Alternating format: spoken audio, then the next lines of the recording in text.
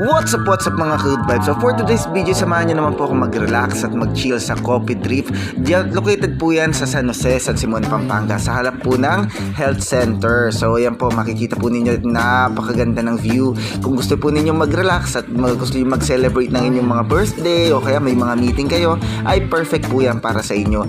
Sinubukan po natin kung masarap po yung kanilang mga produkto at let's try.